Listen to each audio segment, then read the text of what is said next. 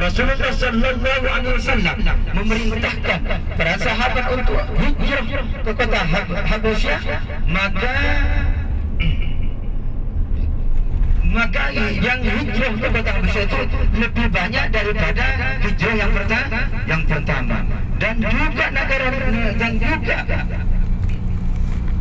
Raja Najasyi yang memiliki Raja Habasyah yaitu juga masuk Islam. Kenapa?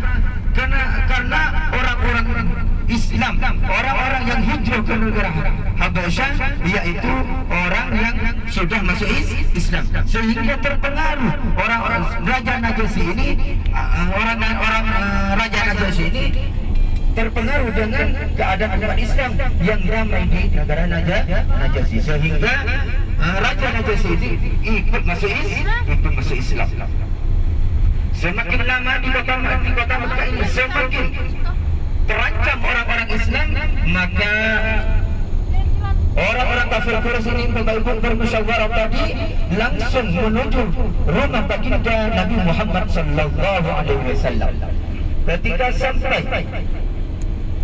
Ketika sampai di rumah baginda Nabi Muhammad sallallahu alaihi wasallam, maka Allah Subhanahu wa taala menurunkan ayat Yasin di dalam Al-Quran, وَجَعَلْنَا مِنْ بَيْنِ أَيْدِيهِمْ سَدًّا وَمِنْ خَلْفِهِمْ سَدًّا فَأَغْشَيْنَاهُمْ فَهُمْ لَا يُبْصِرُونَ. Ketika orang-orang kafir Quraisy sudah sampai di lereng rumah baginda Nabi Muhammad sallallahu alaihi wasallam, maka Rasulullah sallallahu alaihi wasallam kebingungan. Waktu itu Rasulullah sallallahu alaihi wasallam sendirian. Maka Rasulullah sallallahu alaihi wasallam menyuruh kepada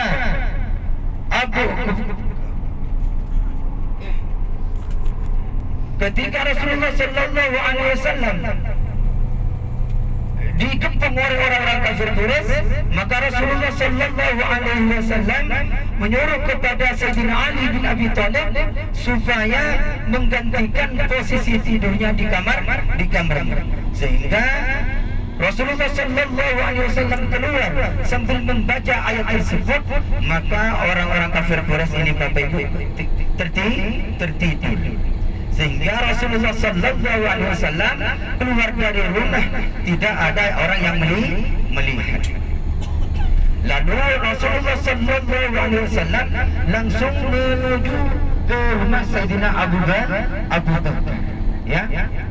Ketika Rasulullah sallallahu alaihi wasallam sudah berada di rumahnya Abu Bakar, maka orang-orang kafir Quraisy ini mulai sadar satu persatu, sehingga saking lamanya menunggu di depan rumah baginda Nabi Muhammad sallallahu alaihi wasallam, orang-orang kafir Quraisy ini Bapak Ibu ya, di samping kiri Bapak Ibu ya, ini adalah Jabal Surya. Di samping kiri Bapak Ibu ini adalah Jabal Surya yang tinggi itu ya, lihat Bapak Ibu ya. Ini yang dinamakan Jabal Surya. Ini tidak turun karena di sini tidak bisa masuk, meskipun turun percuma ya. Ya, langsung kita ya, langsung perjalanan kita.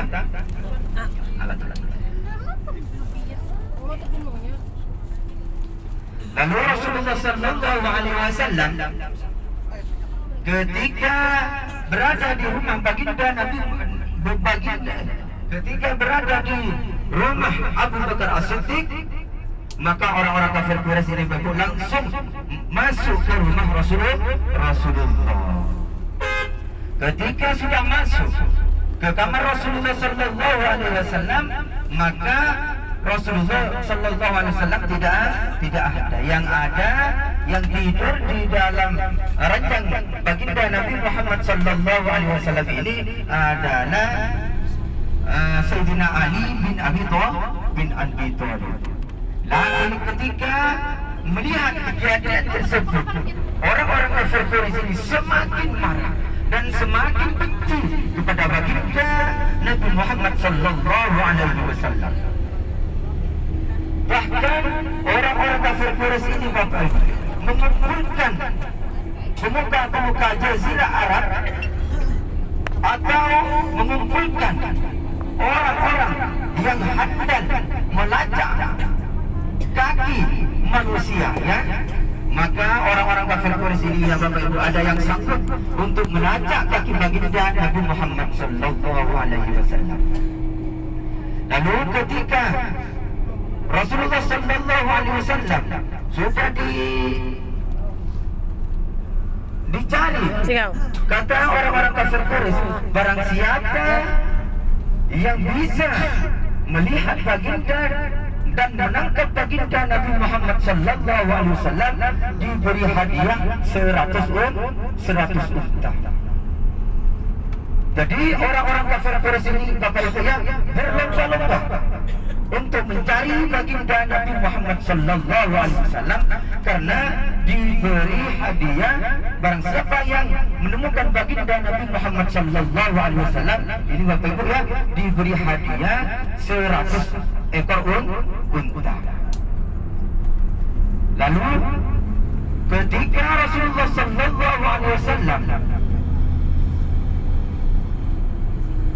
ketika Allah Subhanahu wa taala, lalu Rasulullah sallallahu alaihi wasallam menerima wahyu bahwa orang-orang kafir Quraisy ini sudah mencari baginda Nabi Muhammad sallallahu alaihi wasallam, maka Rasulullah sallallahu alaihi wasallam mengajak Abu Bakar As-Siddiq untuk hijrah ke kota Madinah. Maka Abu Bakar As-Siddiq langsung ikut Rasulullah, langsung mau ikut hijrah ke kota Madinah. Namun sebelum hijrah, Rasulullah sallallahu alaihi wasallam diperintahkan oleh malaikat Jibril disuruh mampir di Gua Asur, ya, di Gua Asur, di Gua Asur. Lalu Rasulullah sallallahu alaihi wasallam bermalam selama 3 malam di Gua Asur ini tersebut Bapak Ibu ya. Lalu orang-orang kafir Quraisy ini langsung mencari baginda Nabi Muhammad sallallahu alaihi wasallam. Bahkan orang-orang kafir Quraisy ini Bapak Ibu yakin bahwa Rasulullah sallallahu alaihi wasallam berada di Gua Asur. Dan orang-orang kafir Quraisy ini Bapak Ibu ada yang menaiki Jabal Uhud.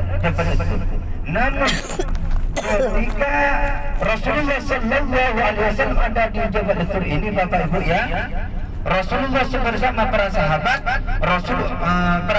bersama para sahabatnya yaitu Abu Bakar As-Siddiq.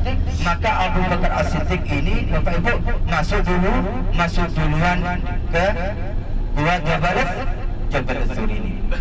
Lalu Abu Bakar As-Siddiq ini menutupi lubang-lubang yang ada di Gua Uhud, sehingga ada satu lubang yang tidak ditutupi oleh sahabatnya yaitu Abu Bakar As-Siddiq, yaitu Rasul. Bahkan Abu Bakar As-Siddiq menutup dengan telapak kakinya. Lalu Rasulullah sallallahu alaihi wasallam disilahkan masuk. Lalu Rasulullah sallallahu alaihi wasallam beristirahat. Lalu Rasulullah sallallahu alaihi wasallam sambil kepalanya ditaruh di paha Abu Bakar As-Siddiq. Maka ketika Rasulullah sallallahu alaihi wasallam beristirahat di Gua Jabal Uhud, di Gua Uhud ini, maka ada suatu hewan atau ular, ada satu ular yang mematok kaki daripada Abu Bakar As-Siddiq. Kenapa dipatok kaki Abu Bakar As-Siddiq ini? Karena ular tersebut ingin melihat baginda Nabi Muhammad sallallahu alaihi wasallam.